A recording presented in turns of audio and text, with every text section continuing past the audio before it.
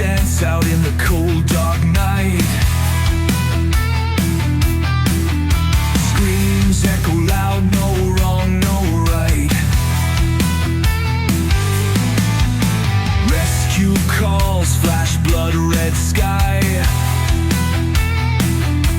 Spirits linger, waiting not to die. Ghosts on the line, they whisper and wail.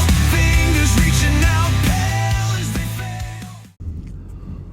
Welcome to The Thin Line, the podcast for first responders and veterans. We are so glad that you are here and excited that you could join us.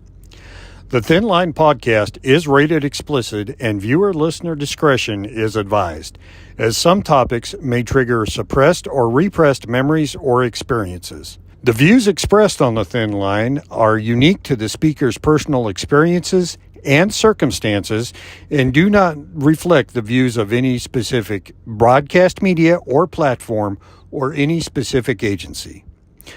But for now, just relax, take a deep breath, and connect to this episode of The Thin Line.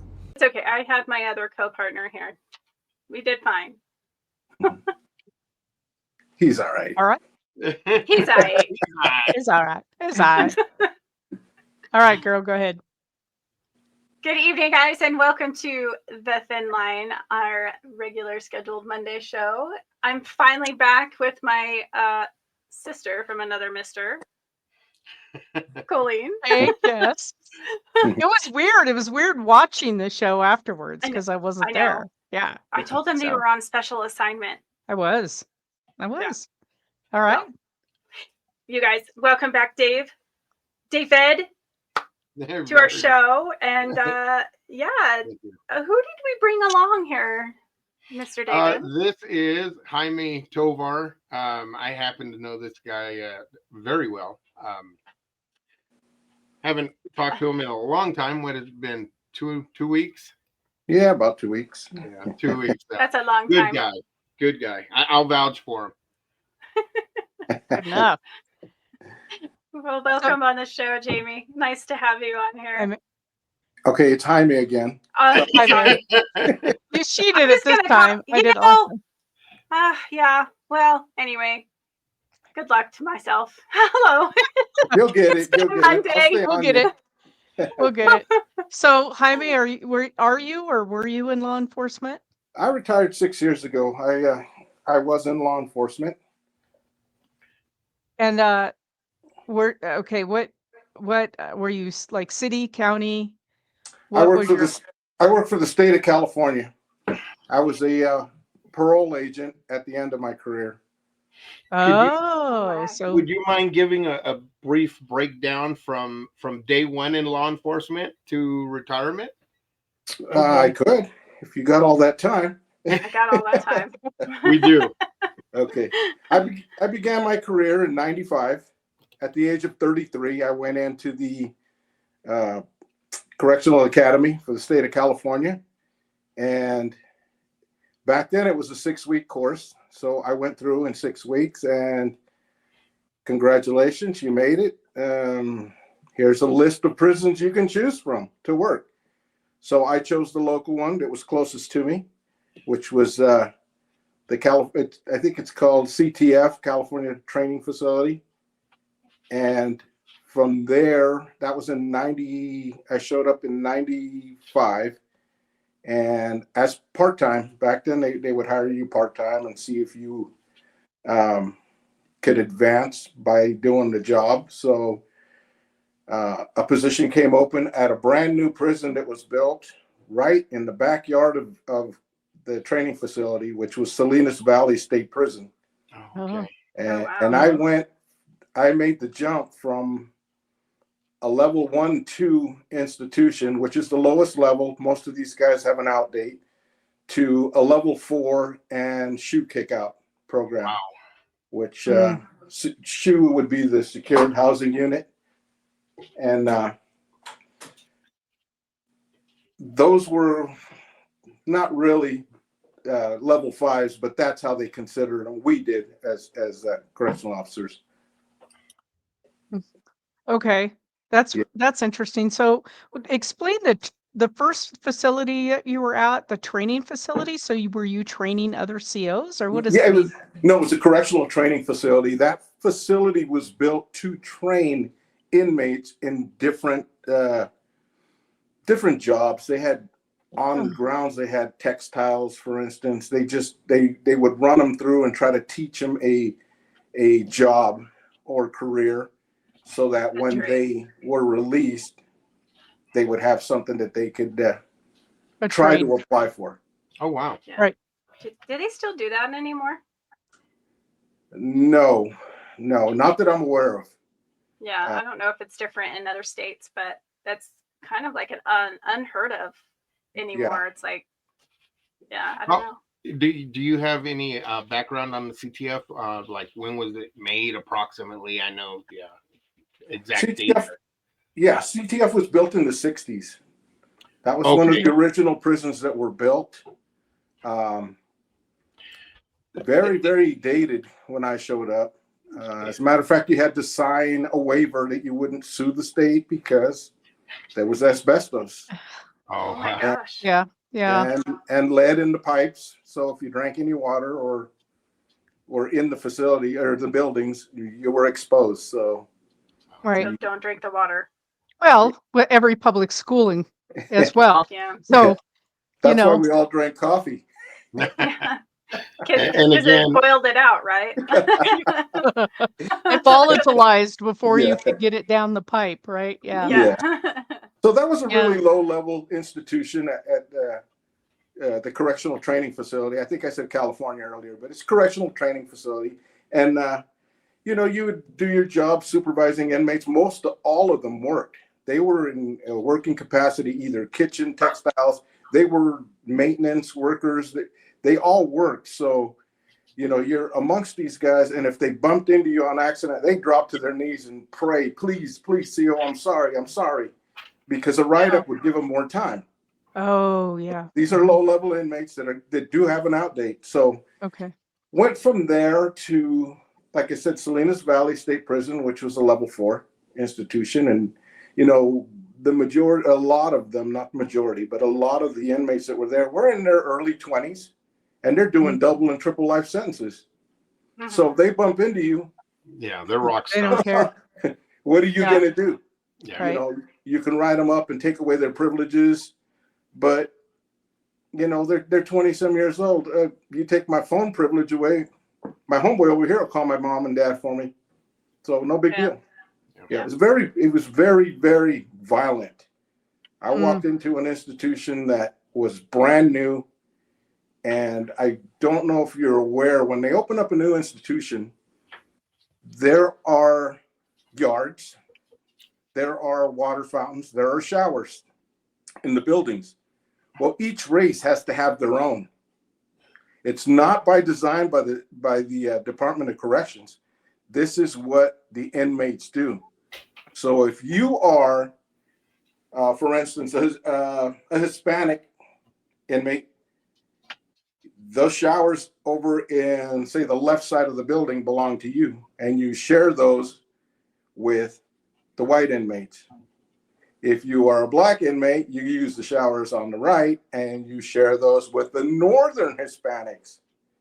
And then the ones that were classified as others, Asians, Samoans, Hawaiians, they would all have their own as well. So they segregate themselves. And the same goes with the prison yards. The benches that are on the yards belong to a certain group, and they will fight, and they fought, and lots of bloodshed over who got the benches near, say, the basketball courts or near the drinking fountains. They fought for everything out there, and it was not uncommon to respond to, for the morning shift, we're serving breakfast. They have to walk into the dining hall. It's not uncommon to respond to a really bloody situation where somebody was stabbed, beaten, and while you're still coping with that, a second alarm goes off in another building. And on the yards that I worked, there was 8 buildings. At times there was 8 incidences, if not more, all popping off at the same time. And So it was a bloodbath, especially when it was Yeah. brand new. correct me if I'm wrong. Back in those days, most of those attacks, or a lot of those attacks, were coordinated throughout the same time, different buildings. So if somebody was going to get attacked or get a hit on, they usually let other gang members in the same gang and other units, other yards know that when this alarm goes off, it's time to pop off here, it's time to pop off there, it's time to pop off there. That way there's more action before they get stopped. Yes, it was not uncommon for them to do a fist fight in one of the buildings. And of course, everybody's responding because Salinas Valley was a very bloody institution. We're responding to something we think is going to be really big. And in the meantime, that's just a distraction because somebody in one of the other buildings is going to actually get killed. So that was common. That was common practice. There was so much blood. And, when we did interview some of the inmates, they said, we want this to be the worst institution ever. We want it violent. We want it bloody. This is how we want it. Wow. Yeah. And you have to deal with that. Right. It's bloody. Because they don't have anything to lose at that point. These, like I say, the majority of these people were doing a long time in prison. That's why they're considered, they were in level 4 institution. So they start up at level 4 and they try to work their points down and get down to the lower level institutions. However, there's certain individuals that did not want to leave that institution. So, they would actually walk up to you, can you write me up for something? I'm like, write you up for what? Wow. I need more points. I want to stay here. I do not want to be transferred to any other prison. No, and then they would sock you. Now you have to write them up. Wow. Yeah. Fine. If you're not going to give it to me, I'll earn it. Yes. Yeah. So is it, I'm assuming that a lot of that was gang violence. And yes. To answer your question, you go into the institution and you're not a gang member, you're going to be a gang member. They're going to make you one. I Or mean, you- there's no such. Or you're going to be a victim. That's it. Yeah, that's what I was in the back of my mind when you were talking. I was thinking about not everybody who goes to prison is incredibly violent. They may have done a violent act, but it may be a one-off, right? Oh, yeah. Heat of passion, heat of moment, something like that. And then they go to a prison and they're not by nature a violent person. Oh my God. Yeah. Oh, they have to become, I guess, right? Or die. Right.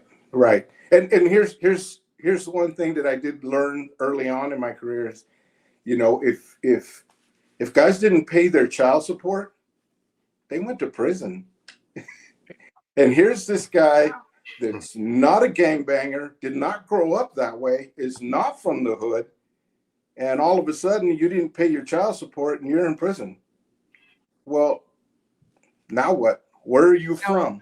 Where are you from? Oh, I live in the northern part of California. Okay, then you're a northerner. If you grew up in the south part of California, you're a southerner. No choice. That's what you got. Wow. So you were inducted, whether you liked it or not. I mean, think how frightening that is for the inmate who didn't pay their child support, who on a foggy night hit somebody on the side of the road. Now they're convicted of vehicular manslaughter. Shit, it was an accident. It truly was, but now they're going to do time. Yes. Oh, The time is the least of it. It's the changes when you're in there. Yeah. Yeah.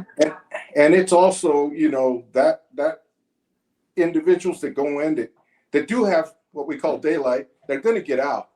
They're going to get out. DUI cases, like I said early on, they changed the child support thing. But you went in and guess what, homie? I need you to do something for me. yeah. Okay, this no. guy's only supposed to be in there 3 months. So Right. now the gang is having him go whack this other guy. And if you don't, we're going to kill you. So he has to do what he has to do to survive. Now a 3 month turns into 15 to 20 to life. Yeah. So Terrifying. That's What do you terrifying. do? it is. And in the midst of all that, correctional officers got to deal with all that. You know, Right. you see the news, you know, so and so, one of the most violent guys did X, Y, and Z. Now he goes to court and, oh, he got life in prison. And out here in the public, yay, life in prison. Well, that's just the beginning for a correctional officer. Because now you have to watch that guy throughout his term in prison. So that's the beginning for a correctional officer there, you know, where that guy comes in there and he's still a hothead and you got to give him direction. And, you know, if they accepted direction and followed the rules, they wouldn't be in there. Yeah. True. So I have a question. So after doing working this job, did you ever figure out your niche in things like or how to talk to certain inmates to where they respect you more? You know, I'm glad you mentioned that because a lot of this is easier when you are from the same neighborhood, you grew up the same way as they did. Mm. You know how to relate to them, and sorry about the language, but you know, all the please and thank yous that went out the door because they're in prison. Now it's fuck you because I said so. Mm-hmm. You know, you can't, hey, please, can you, oh, that shows weakness. That Mhm. shows weakness. And every inmate in there is going to take advantage of you as a correctional officer. Yeah. Yeah. I have I think a a lot question. of things have changed. Sorry. We Yeah, always do no, this. we do that. But when you bring up the language, like the change of language, because it's the change of the situation, right? Like Yes. I had the same thing when I was in the military. Everything was F this and F that. And when I'm not at work, so when I'm at work, I'm very conscious about my language because it's a professional setting. And then I get out the door and it's F this and F that because it becomes so ingrained. And You it's spend, like, Yeah. did that happen to you guys? oh, yeah. You know, you Yeah. spend, and you know, there's prison lingo, a lot of prison lingo. And Okay. the longer you're in there, you know, when we opened up Salinas Valley, we were forced to do double shifts. There wasn't enough staff. So you had to do a double shift. And in reality, you're only supposed to do 2 doubles, and you have to mandatorily take a time off. We were there on a month straight of doubles. They even Oh my actually tried to open up a gym so that the officers could sleep and not have to leave. Yeah, one of the unused gyms. And of course, that didn't fly with our union, but that's how short-staffed we were. And the lingo, you end up talking like them because that's what they know. That's how they communicate. And You're if you know, surviving, you're building rapport, you are managing, you are giving direction, and you are talking at their level, which becomes ingrained over time. yes, It isn't until afterward that we take off that hat or try to take it off, and Lord knows that it's stapled and nailed onto our head Yeah. by the time. yeah. Mhm. You know, I was actually going to start my commentary here with forgive me for my language because when I start talking about work, it takes me right back there. And I'll give you an example. I had a friend of mine. He was a lieutenant, really good friend of mine, a workout partner. We spent a lot of time together. But when he talked, because he had been in the institution working so long that when he talked, the average person sitting around us was like, "What did he say?" I'm like, "Oh, I'd have to interpret. This is what he meant when he said this, this, and this." But yeah, so the language does change. The lingo, the terms of stuff. You start speaking like they do, and it's just, we called it prison talk. Yeah. Mhm. Did you find that bled out into your family life? Like when you went home, did that whole thing, like David just said, that it's a hat and you just can't take it off. So did it bleed into your family life? Like, did you find yourself? You know, I'm not going to say it didn't because you're not aware of it, but there were times where you know, hey, your kids aren't inmates. And you're like, Mhm. whoa, you know, you catch yourself. Some, hey, your kids aren't inmates. Well, fuck them, they should know better. Okay, that's the prison talk. Mm-hmm. That's not a father. Mhm. And, you know, there was a lot of folks like that I knew. But it is hard to take off the hat. They preach to you at the institution. Yeah, I mean, at the academy, when you go in, you wear a mask. You go in with your correctional officer mask, and when you leave, you take it off. And we recommend that you drive at least an hour commute home so you can decompress. Mm. Well, the mask doesn't come off sometimes. Mhm. Like David said, it's nailed. It's on there. That's Mhm. who you become.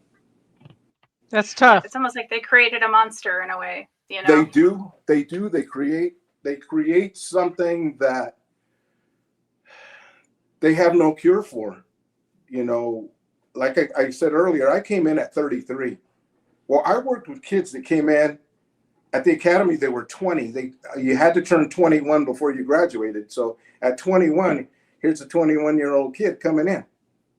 Yep. What Mm. does he know about life? What are Nothing. his experiences? You know, Yeah, that shapes him forever too. some of that. Well, I think military was what, 18 back in the day, Yeah. 17. 17. Sometimes See, they'll lie if they're 16. Yeah. you Yeah. you you go in and you become a different person. If Yeah, you you see do. any action at all, you're not going to be the same. I You're don't not. think you're the same even if you don't see action. It changes you. Yeah. Yeah. See, You know, I was. that's what it's supposed to do. It is the preparation. It is the conditioning. Mhm. They are expecting you to see action. They are Mhm. preparing you.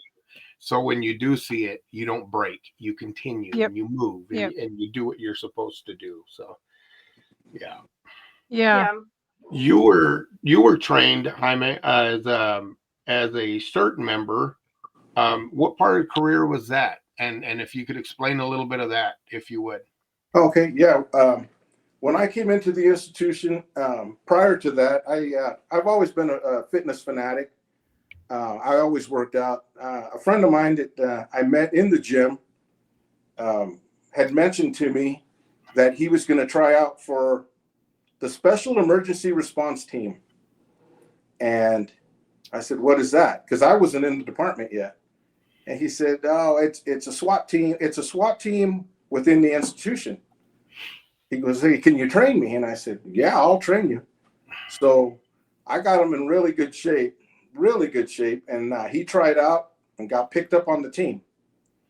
Well, at this time that this is going on, I was actually applying for the department, and I got in. I ended up going, like I say, to CTF and then went up to Salinas Valley. Well, there was a lieutenant there that said, "Hey, your name's Tovar?" I said, "Yeah." He goes,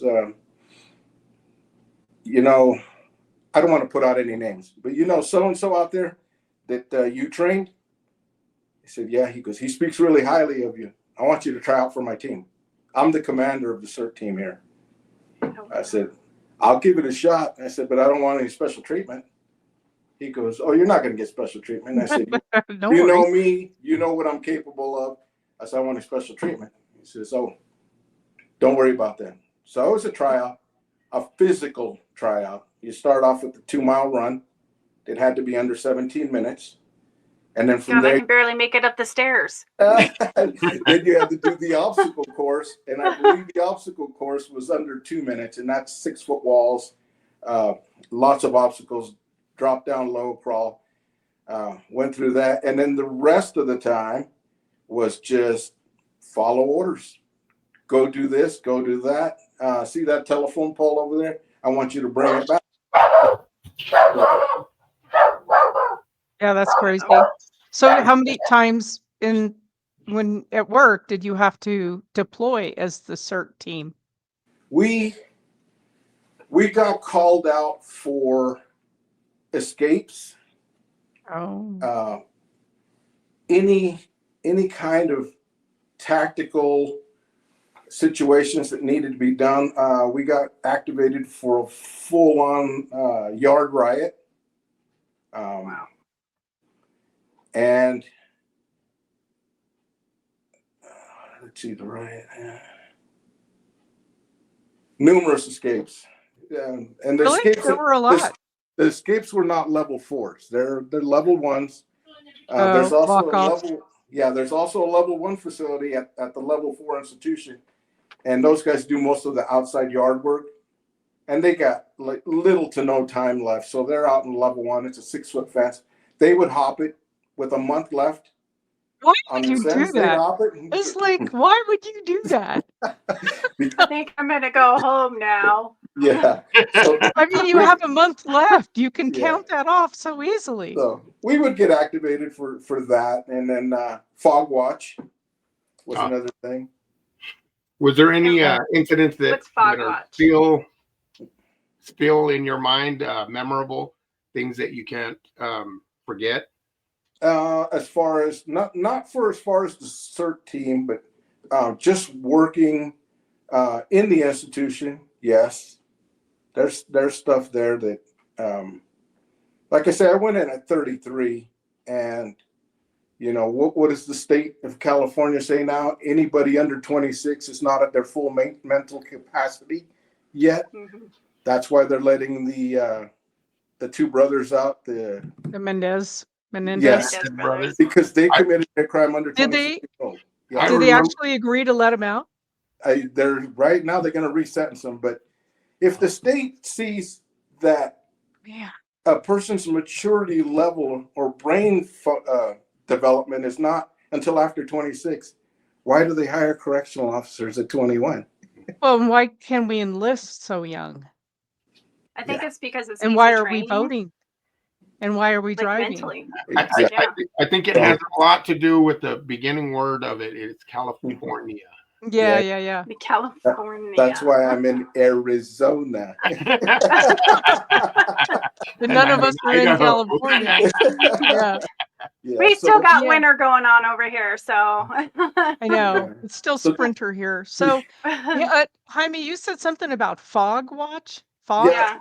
that wasn't What is for the CERT team, but they do when the fog comes in and the visibility drops to within a certain footage of visible. Yeah. I don't know what it is. I don't remember anymore. It's been, I think I left work in the institution in 2004, Okay. and I went to parole. But you have to set a perimeter around the whole institution on foot, and they also drive vehicles and make sure nobody escapes. This is fog watch. That's a perfect time for somebody to escape is during fog. So Sure. they did that. But getting back to the question David had about what I seen, I did see one thing that it probably could have freaked a lot of people out, the young crowd maybe, or somebody that very sensitive. I was doing my cell safety inspections, and I'm going from cell to cell. The windows are probably 5 by 13, 14 inches. So you got to peek in. There's two side by side. You peek in and you flashlight it because it's pretty dark in there. And I seen a guy sitting on the ground right in front of me. And he has the Virgin Mary tattoo on his shoulder. Mhm. And he's sitting there eating the face off of it. I mean, you can see, Oh, you could see tendon, muscle, veins, and it's bleeding. And he's just sitting there chomping on it. And I'm like, what are you doing? He says, I don't want her talking to me anymore. She keeps talking to me.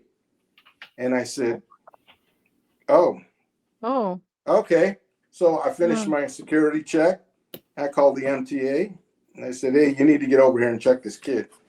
But, when I tell people the story of this kid, which it's not over, there's part 2 to this. They're like, whoa, that's really freaky. That would have scared me so bad. And, I'm cut from a different breed. To me, that does not faze me whatsoever. It didn't bother me. It's somebody that needed mental health, needed some serious help. But to me, it didn't faze me. So he gets taken away from the building.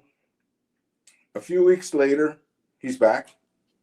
And I'm doing my security check again. I look in there. Now he's got a makeshift paintbrush and he's using the blood out of her face and he's painting a nice picture. My gosh. And Wow.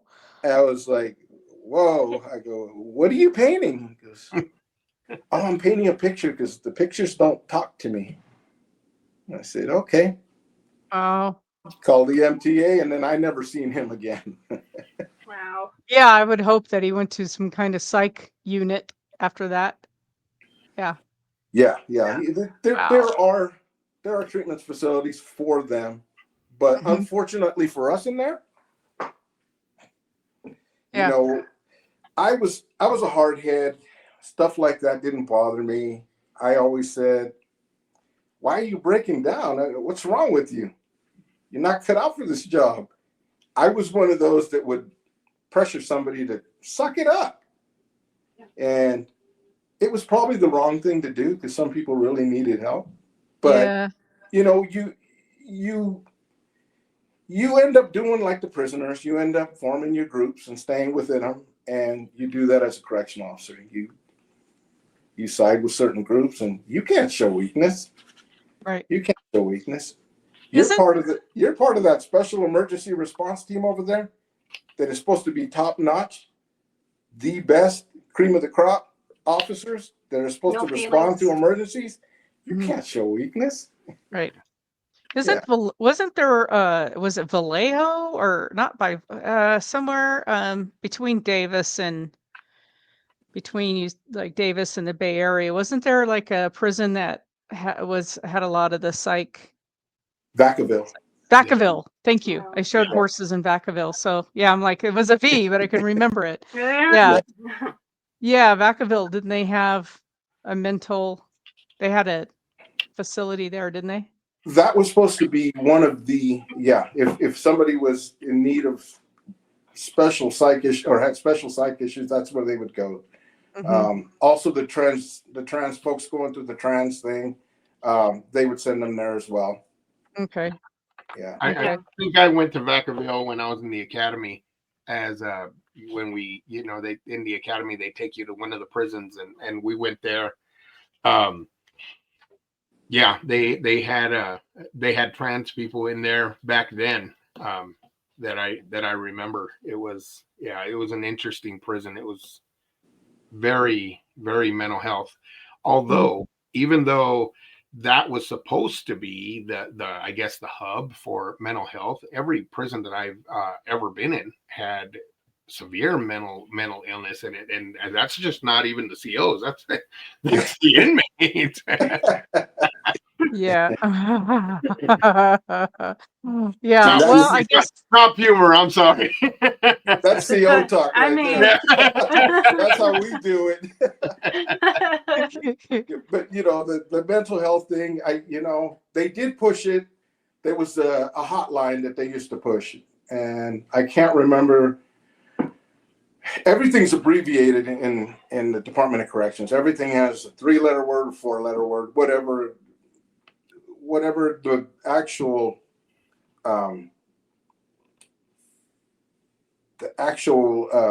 Acronym. Yeah, there were acronyms for everything, and the one for mental health, when we'd have meetings, every now and then they throw it out. We have the hotline for anybody that needs it, and of course I was always the biggest smart ass too. I'm like, do they have beer there? Will they be serving alcohol? Because that's going to fix everything. And of course, the whole building would erupt. But that was mental health. yeah. What year did they was call that? it? Because Church I don't or ever remember something? anybody offering any kind of help except beer after work. That was That was the mental health when I went through. Hey, where are we going after work? Let's go drink. That's how you got over it. And unfortunately, a lot of people got hooked by that too. So, so could you tell us a little bit about parole? Oh, okay. So I stayed in the institution until 2004, and then I lateraled out to parole and I went to the academy. That was a 10-week academy. and then I became a parole agent. So, brand new parole agent in a big city. Here's your caseload. Well, your caseload consists of 10 of the worst parolees from this guy's caseload, 10 of the worst ones from this guy's caseload, until everybody dumped their garbage on you and you got your caseload of the worst parolees that you could get. And talk about in need of mental health. A lot of those folks there were in need of some help. You know, they were out on parole, but they really needed treatment. They really did. Yeah. Jeez. So do you believe in like when people get out and they're trying to make it better, but do you feel like there is such a thing as being institutionalized? Like they can't make it out in the real world? And Yes. how did you handle that with your, you know, the parolees that you were working with? Well, you know, for a lot of the ones that were institutionalized wouldn't get out because, hey, it would be like before where they didn't want to drop points I had mentioned earlier because they didn't want to go to a lower level. Well, I don't want to get out. I don't want to be out. I'm institutionalized. I've been in here forever. I won't make it out there. So can you write me up?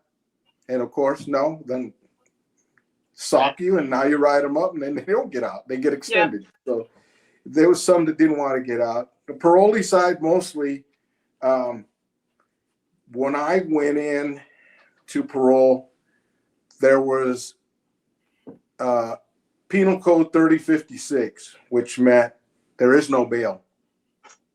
If you wanted to put a parolee in jail for the duration of his parole time, you could. And then they started giving them their due process. So you couldn't. You had to justify why he's in jail, and they would give him. What year was that, Jaime? Because I remember those days where parole agents had a lot of power to just send them back or to lock them back up. And then I forgot what year it was where the due process hit, and all of a sudden now all the parolees were just not caring and really got wild. Yes, they did. That was when I went in, it was 2004. So prior to that, we had a lot of power. We could, like I say, you know, you are going back to prison. You're not going back to jail. You're going back to prison. So you would write up a report, and we had a nexus where this violation equals this many months back in prison. So they'd go back to prison for that time while they're on parole, and then get out and be supervised again. So we had a lot of pull. All the law enforcement agencies they love parole agents because, hey, we need to get in that house. Well, yeah, that guy's on parole. Can you take me in there? I'm like, yeah. And if anybody started dropping F-bombs, well, guess where they're going? Back to jail. Yeah. So because as a parole agent, you didn't need to have a warrant? No, they were on parole. Okay, so, gotcha. So you can drop in at any time. Anytime, and you can bring law enforcement in with you. Yes. Gotcha. Yeah. I have a question for both of you, and it's something that I wrestle with. What do you think about the concept of after someone has done their time, and after they've gotten out on parole, and they've stayed like a productive citizen, and they finish their parole, and there's no recidivism? Mm-hmm. Do you think those records, unless it's a violent crime, like or a sexual type crime, do you think those records should be then sealed at that point to allow them to get on with becoming a more productive citizen and not have that over them? I'll let you answer first, Jaime. Yeah. There was more to that, but go ahead. In my opinion, you know, from my experience, I've yet to see somebody who actually gave it all up, who is actually a productive member. I know of two. And you know, to trust somebody after a commitment offense, like you said, me being a changed person now, and I'm older and I'm retired. In some cases, I guess that could work. Yeah, I'm not talking about a violent crime. You know, I think a drug offense and they do 3 or 4 years or 2 years or something like that. They did something stupid, they got caught, they did their time, and then for I 30 would like years to add that I do believe that that is a possibility, but with stipulations, of course, because of the recidivism rate and people that go back and how aggressive addiction is and how aggressive the PTSD and from being in prison would be. I believe if there were any type of say forgiveness where it all gets erased off your record, I would say to give it at least 10 years Okay. so that person can prove and not only prove that, hey, I haven't committed a crime, I haven't gone back to prison, I am not addicted, I am a productive member of society, to where they do meet certain stipulations and can prove, hey, look, I've got records here of what I've done since I've gotten out, and I'm a changed person because, in all honesty, that is exactly what I do for a living, and I truly believe that change is possible with some cases. Yeah. And I will not say all. Right. And you know, Jaime, I agree with you 100%. It shouldn't be for everybody because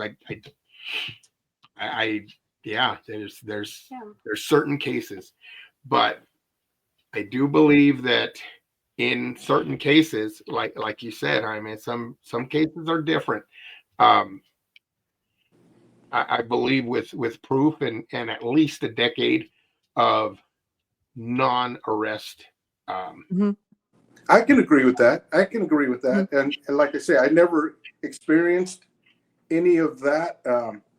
Me as a parole agent, it was not a requirement, but what I took upon myself was I would go to businesses and ask them if they could start a second chance program because these parolees need to work. Now, I'm not going to send sex offenders over there.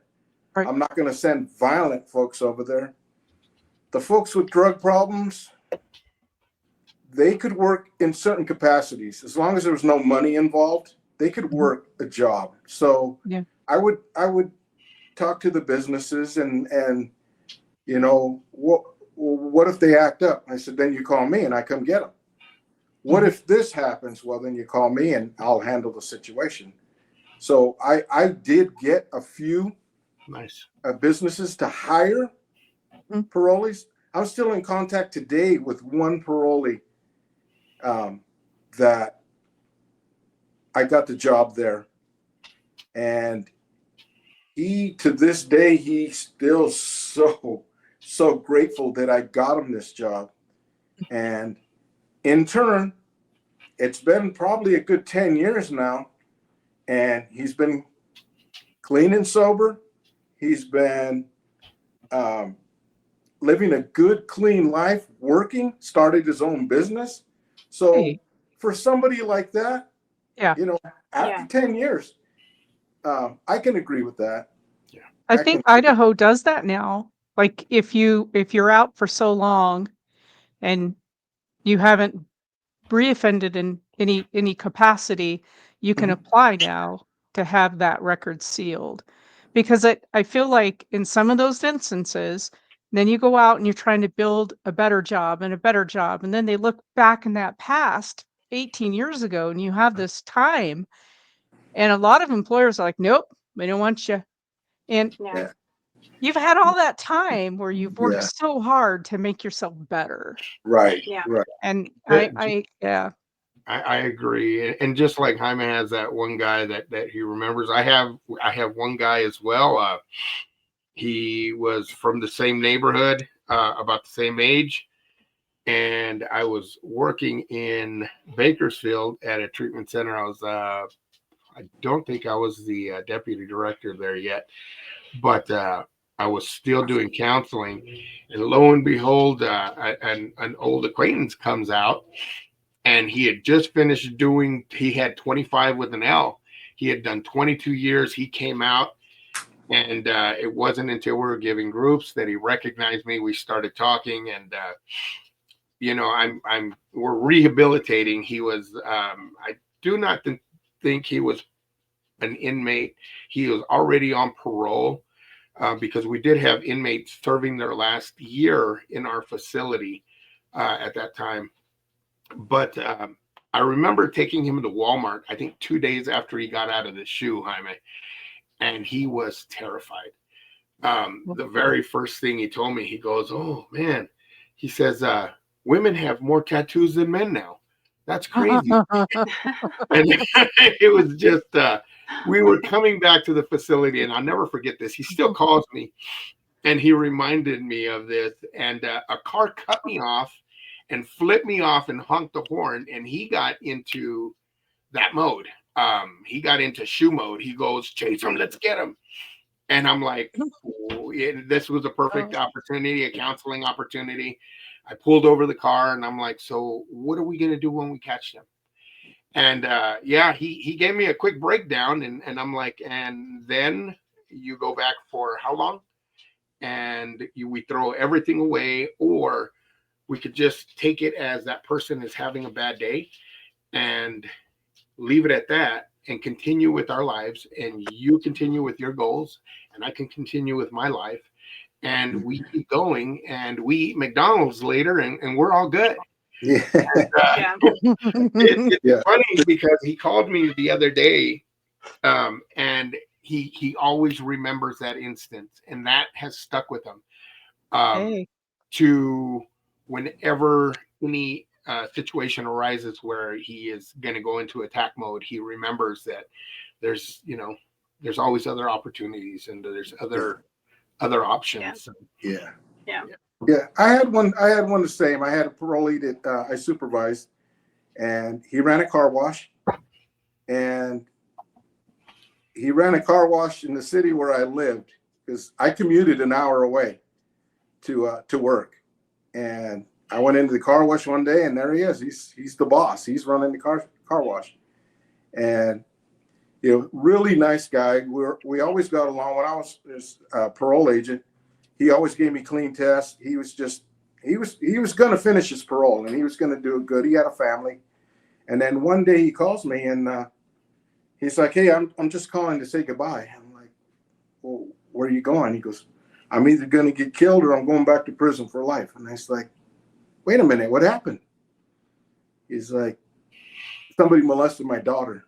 Oh, God. And okay, now I had to dig into my toolbox and try to pull out everything I could. I was on the phone with him for 2 hours, and I talked him out of it.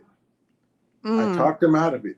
And I said, let the law handle this. I said, I know it sounds really dumb, and the law really doesn't work very good for us, but let them handle it. And then after all that's said and done, if you're not in agreement with what happened, I said, then you got to do what you got to do as a father. But, that was a long one.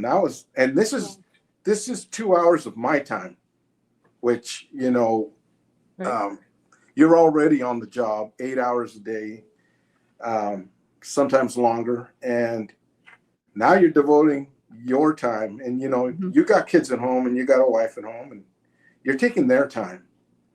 And we got through that. And, for me, like I was saying earlier with the mental part of it, I also, during my career as a parole agent, the good old folks of California decided that we no longer had a gang problem.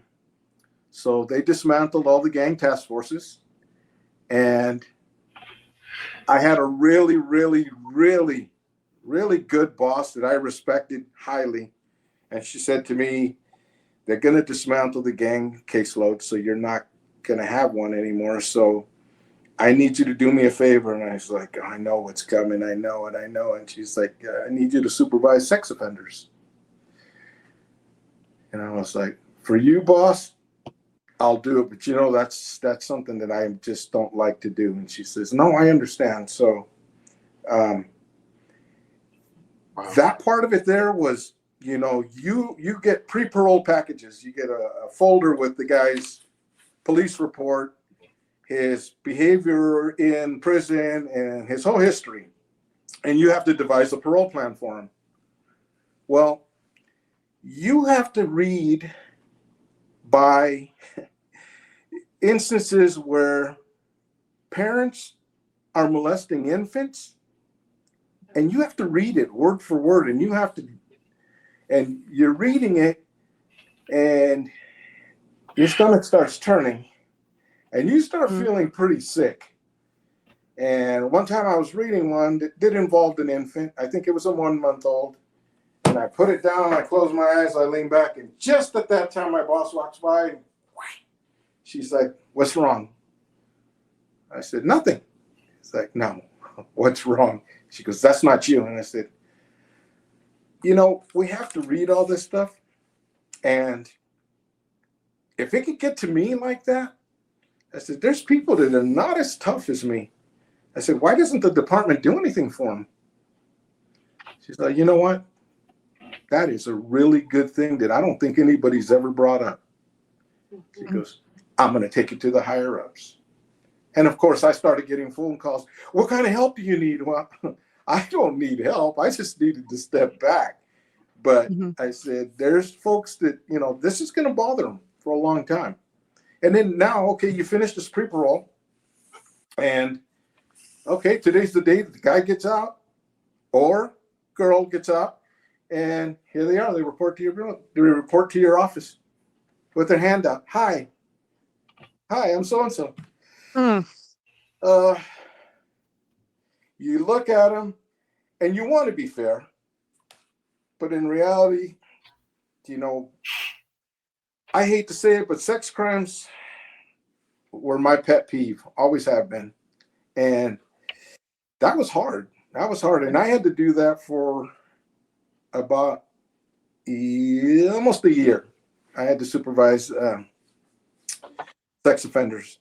But my boss got a promotion and got way high up and said, we need the gang cases back. And we got them back and I got out. But, that was the real tough one there was sex offenders. Yeah, That would, I agree with that. That would, there was quite a bit on parole that came through, and we're tasked to help, and one of the advice that was given to me is at the level where I was never, thank God I was never at Jaime's level of law enforcement, where the advice was don't read the files, because it's your position to help them, and it gets pretty hard. But we know who are sex offenders and who are not. And when some of them got really entitled and started getting aggressive and throwing stuff and really just making a scene, there's a time where that runs through your mind, and you're in a rotunda with the rest of the general population. And there was a couple of times where I never really fed what their cases were or anything, but I did ask them, you know what, you're getting mighty loud and mighty aggressive. What are your charges again? I just want to make sure there's no violence in there. And as soon as I would ask that, it would shrink them down back to size and make them pliable again. But was that professional? Was it supposed to happen? I don't know. Yeah, but but deep down inside, you're like, I don't really care. And I think you have to use whatever tools that you have available to control them. But that was true. When I worked in the institution, you don't read files. You supervise a person for a person. And the attitude dictated everything. And if somebody started getting really, really out of control, there were other officers that loved to read files. And they would read files of inmates that they didn't even supervise. They just like to read them. And, hey, did you know that guy over there is child molester? I'm like, nope. Hey, did you guys know that guy's a child molester? You say it loud and there's ears in there. Oh, Yeah. I'll give you an example of how sharp inmates are. I was standing on the bottom floor of a 2-tier building, and I was looking out because when you communicate with other COs in the institution, you don't look at the CO. You're always scanning your surroundings, always scanning your surroundings. You do not focus in because something could be happening here. So I'm looking and I'm talking to this guy, and he's asking me about working out, because that was my passion. That was my outlet. That was my help to deal with all the stress from inside. That's how I decompress. So I'm talking to him, dude, and he's asking me about working out, and he wants to get his bench press up, and what should I do? And I'm talking to him, and he asked me, he goes, well, what do you bench? And I think at the time I benched 500. He's like, 500? How do I get up there where you are? And I was like, well, do this, this, and this, and this. So, it's time to do security check. So I go up to the furthest cell in the building, 2 stories. He goes, black guy up there, pretty big. He's like, hey, Tovar, you bench 500 pounds? And I said, yeah. He goes, oh, and if I start doing this routine and this routine like you told that guy down there, I can do it? I'm like, he's reading my lips the whole time. Yeah. Reading my lips. Wow. I came to work on my birthday one day, walk in the building, getting ready to do my cell inspections, and happy birthday, Tovar. I'm like, these guys know everything. They know everything. They study you. I would walk from, we had 4 different yards. I would walk from a yard that was probably half a mile from my vehicle. And I walk out there, and inmates look like ants, the size of an ant. And I could hear, see you later, Tovar. They know you. I would walk the tier to do my safety check, and the way I wore my keys, the way they bounced off of my baton, that sound in my walk had a certain sound. You could hear it. Hey, Tovar's on duty. They knew. They know who you are. Sounds. They read your lips. They're sharp. They're sharp. And they have family in your neighborhood that know your family and know where your family lives and know where your kids. I had that. Where your kids go to school, and will tell you if you ever are acting out of character in a dorm. They will remind you. You still live on so and so street, or did you move? And they know you moved. Oh, and it's to remind you, this is your job. Your family's at home. Act accordingly. Yeah, and you could see that because I was in charge of a building, and I was the gunner up top, which the building has 2 floors. The center is a controls all the doors in and out, ingress and egress at the institution. And there's a window in the back that you have to have your gun on all the time, your rifle. And when they released the building to come back home from chow, because it's a different building to go to chow, one guy's walking in, and I look down, I was like, hey, Corky. And he looks up, he goes, shh, they don't call me that anymore. I'm David here. Well, I went to school with him. And he knows where my mom lives. He knows where my brothers lived. He's from the same dinky little town I am. The town was so small, I think they just got a stoplight 3 years ago. It's so small. You blink, you missed it. It is so small. So he knew my whole family, and he knew everybody there. So, he rides with the AB, the Aryan Brotherhood.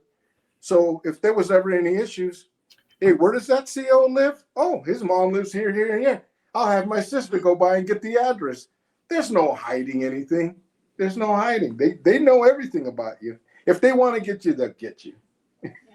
Yeah. I was just gonna say they find out pretty much everything, even about other inmates and what their charges are, before you guys find out what their charges are. Is that right? Yes, because as you go in, you are required to, by the group that you are now associated with, whether you chose to or not. The minute you get there and you're on orientation, the shot caller for that building is going to send somebody over there and to go get his paperwork, because you have a sheet of your charges when you go in, and we want to see it. And if it doesn't involve murder, drugs, theft, if it involves anything sexual, at some point within the first few days, that individual is going to get attacked on his way to chow or from chow or during movement. Yeah. It's just the nature of the institution. You know, I was shocked. There was one case that shocked me that the guy made it out alive. He was paroled. Do you remember the day, Dave? It was Singleton in California when he kidnapped that 14-year-old girl. And Anthony Davis? yeah, Polly no, Klaus? Singleton. Singleton. Singleton. And he cut her arms off and threw her down in a ditch, hoping that she would die, bleed out. Yeah. And Wow. that girl crawled miles to help. She I was young. that. Remember Yeah, that? I remember. Yeah. I remember hearing about that. That was Yeah, horrific. You horrific. a lot of He did these his. a lot of these inmates will go into protective custody, and they put them I in a little wondered. box by themselves for their term. Or do they even still have that, Jaime? PCs are all put into it. They're SNY yards now. Sensitive I needs thought yards. I Okay. thought they took the SNYs and put them with the general population. That's the word that was happening a couple of years ago. Well, they And didn't with him, Mhm. and he was paroled. He finally made his parole, and he went to Florida, and then I believe he killed someone, because Jesse and I did a Mhm. podcast on that one, wow. and I was always surprised he made it out doing what he did to a young girl, because you always hear, well, they'll get theirs, but Yeah. it's not always the case, is it? No, because my experience with it, before, when you went into protective custody, you were segregated. You're over here. Yeah. You get your own little cell by yourself. You get your yard time in a cage, and you go back to your cell, and you never deal with the population. All your meals are fed to you in your cell. So now they have sensitive need yards, or when I was working, they had sensitive need yards. So you got all the child molesters on the same yard. You got all the folks like this guy. You got them all in there. So they would all be victims of a general population, but since they're all there with really bad charges anyway, they used to leave each other alone. Mhm. Yeah. I think one of the reasons why they did away with the SNY yards was because they started forming SNY gangs inside the sensitive needs yards. There was the 2-5ers, the gay boy gangsters, I don't know the ins and outs. All Nueva Flor. they, Nueva Flor. Yeah. Wow. Yeah. There was a lot of. They started forming their prison gangs in the sensitive need yards, and they were all there with bad charges as far as general population goes. Yeah. That is Wow. bananas to me. It is a different world. It is a different world. I'm glad you mentioned the world, because that was my whole theory when I went in there. When I talked to the inmates, and I was really cool with them, and they were all for the most part really cool with me, because I was very fair. And my whole thing was, this is your world. This is your world. I'm just here making sure that you get from point A to point B throughout the times that you're supposed to be. That's it. As far as what you do when I'm not around here and I'm not here and nobody's watching, it's your world.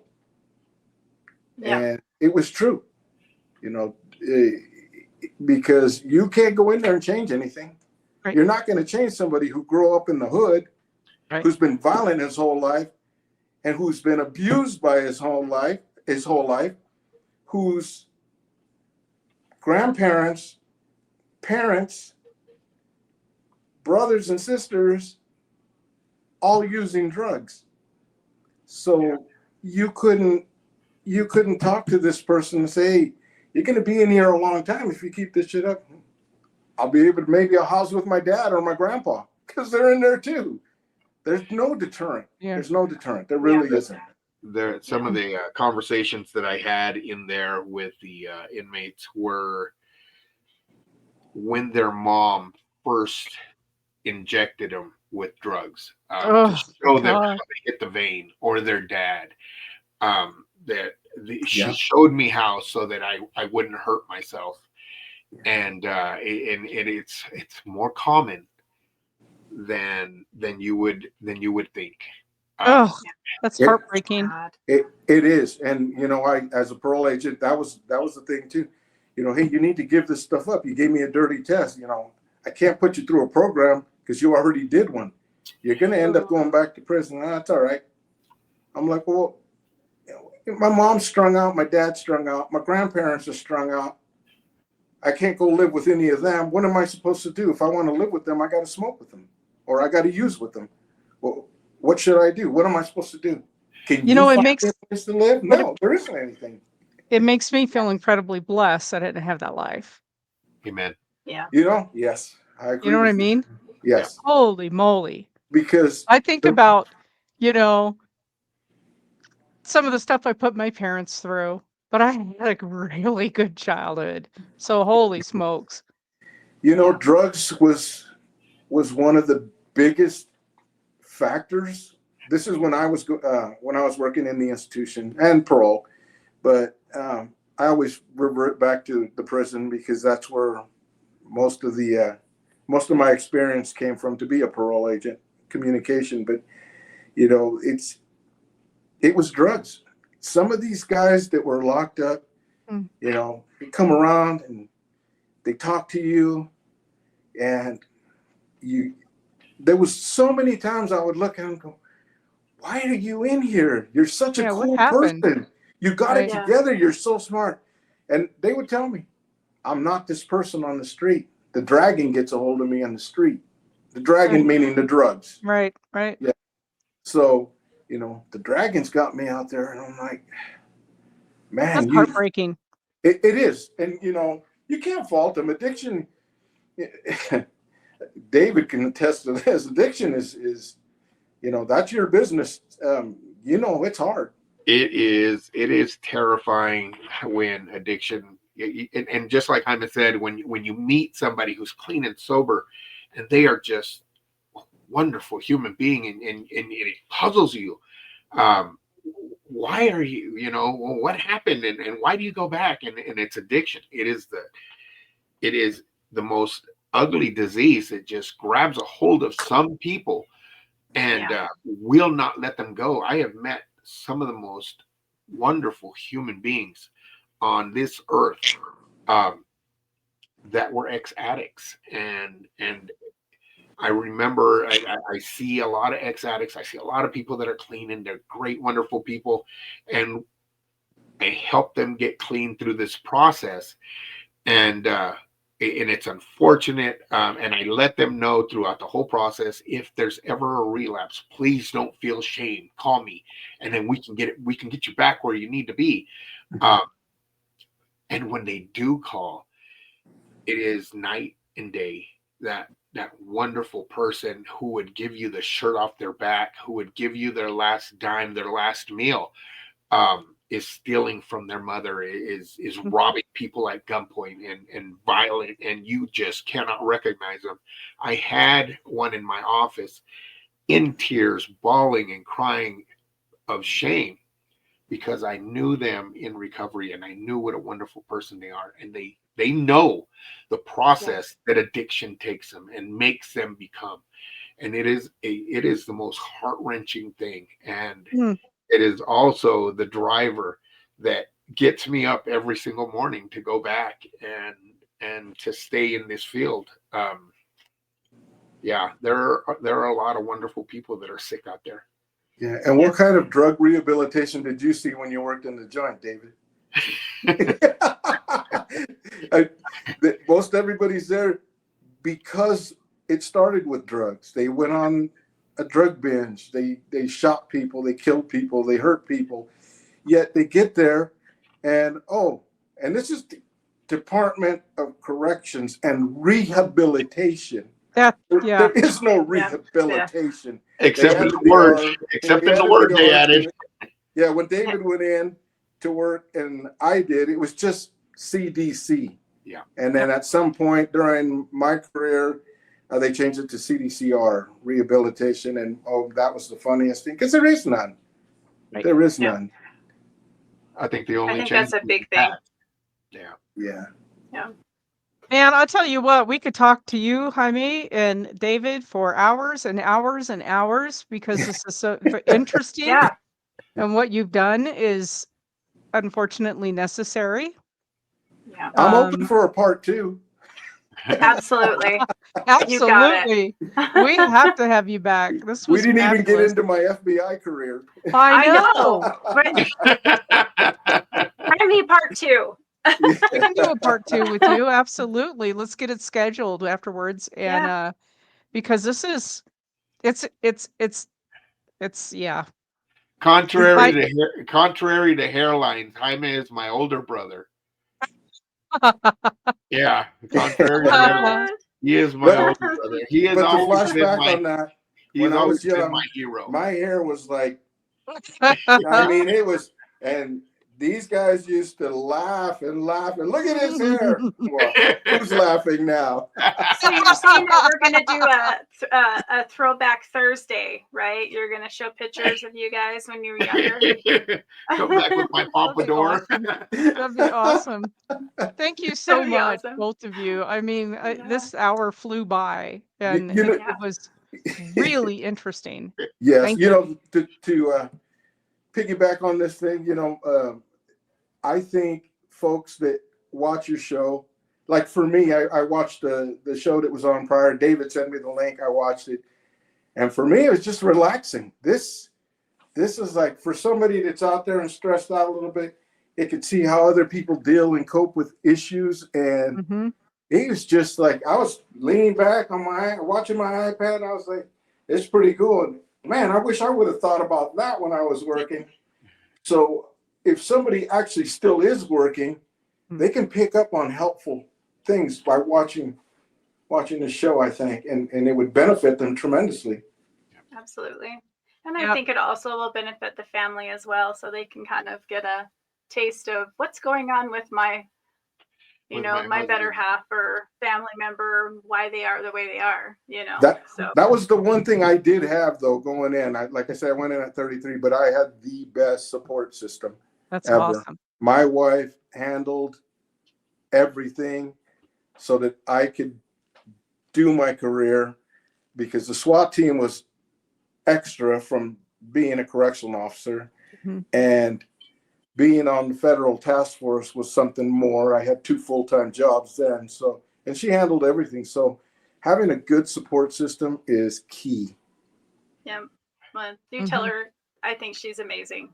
Mhm. So I do too, and I'll pass the word. Well, thank you Well- everybody for joining us tonight. Jesse, any final words? Just like and subscribe, keep sharing, keep caring, and always take care of yourselves. Yes. Awesome. Thank you. Thank you. Thank you, ladies. All right.